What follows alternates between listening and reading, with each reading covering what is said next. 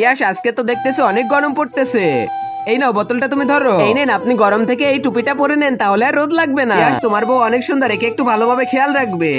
আচ্ছা ঠিক আছে ম্যাডাম, এই টুপির জন্য তো আমাকে ইয়াস বলেছিল, তাই তো তাড়াতাড়ি আমি কিনে নিয়েছি। ম্যাডাম এবার চলেন আমরা চলে যাই, এমনিতে অনেক দেরি হয়ে গিয়েছে। ইয়াস, এই প্রজেক্টে তো আমি অনেক মন দিয়ে কাজ করব। আরে তোমাকে প্রজেক্ট নিয়ে কাজ করতে হবে না, আমি তো শুরু করে দিয়েছি। আরে ইয়াস, নিজেকে কি ভাবছে নাকি? ইয়াস, আমার কথাটা তো শোনো। দেখো অ্যানি, তুমি আমাকে ডিস্টার্ব করো না। আরে আমার না পেটে অনেক ব্যথা করতেছে, মোচড় দিচ্ছে, তুমি একটা কিছু করো না। দাঁড়াও, আমি তোমাকে ওষুধ দিতেছি। আরে আমি এখন একে কিভাবে বলবো? অ্যানি এই নাও ধরো, আমাকে এক জায়গায় যাইতে হবে, আমার লেট হয়ে যাচ্ছে। কি জানি কি হলো, ইয়াস আমার সাথে এমন ব্যবহার কেন করতেছে?